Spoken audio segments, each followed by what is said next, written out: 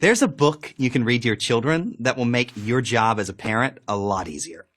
This book will teach them lessons in character, how to distinguish right from wrong, about gratitude, respect, and perseverance. And that's in the opening chapters.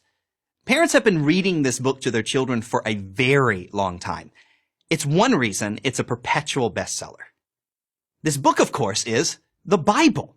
And you don't have to be religious to read it, and your children don't have to be religious to enjoy it and get a whole lot out of it. Decency, kindness, charity, selflessness, and sacrifice, they're all right there. Consider the story of David and Goliath. 9 feet tall, clad in armor, Goliath is the most fearsome warrior of his day. How could he not be? He's 9 feet tall, for goodness sake. Who wants to go against a giant like that? No Israelite, that's for sure. Except for one, a skinny shepherd boy named David.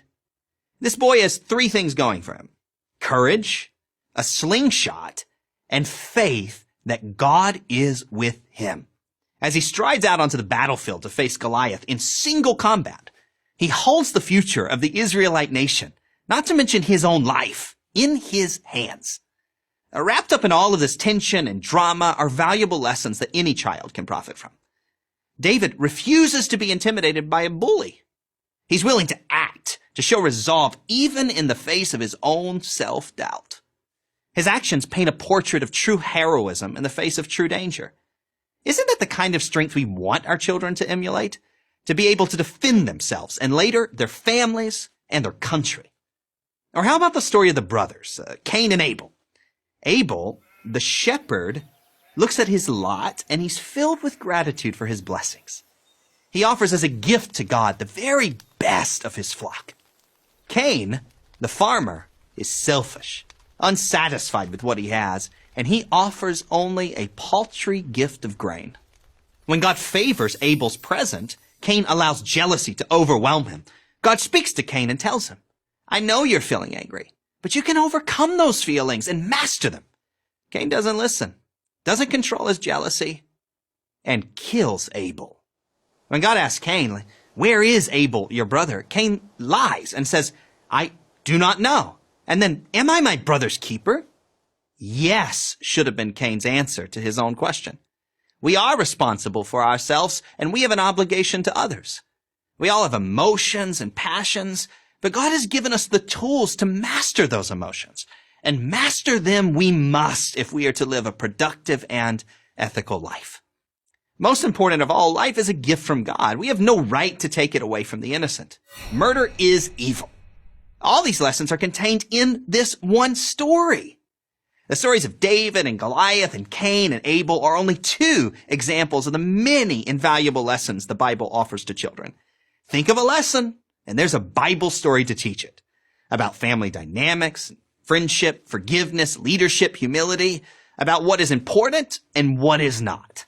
The Bible also teaches children, more effectively than any book ever, that they are not the center of the universe. They're accountable to their parents and to God.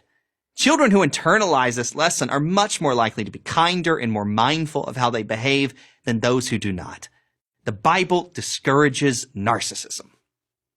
Of course, the Bible is not merely a children's book. It's a library of wisdom for everyone.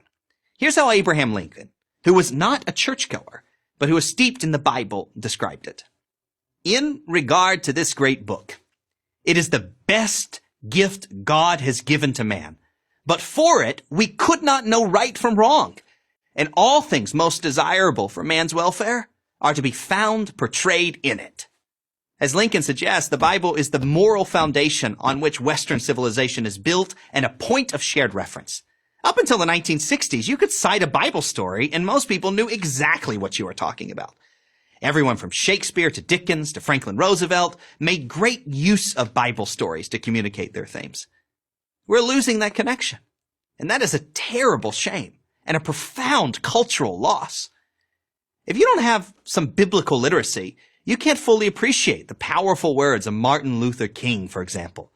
Only if you know the story of Moses can you fully appreciate King's poetic vision of having seen the promised land.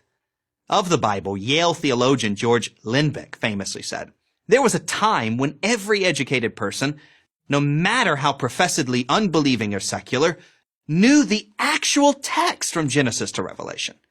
Our goal should be to get back to that kind of biblical literacy. And it starts with our children. Your children. Read them a Bible story tonight. Who knows? You might learn a few things too. I'm Johnny Moore for Prager University. This video was made possible by a generous grant from Colorado Christian University. Find out more about them at prageru.com/ccu.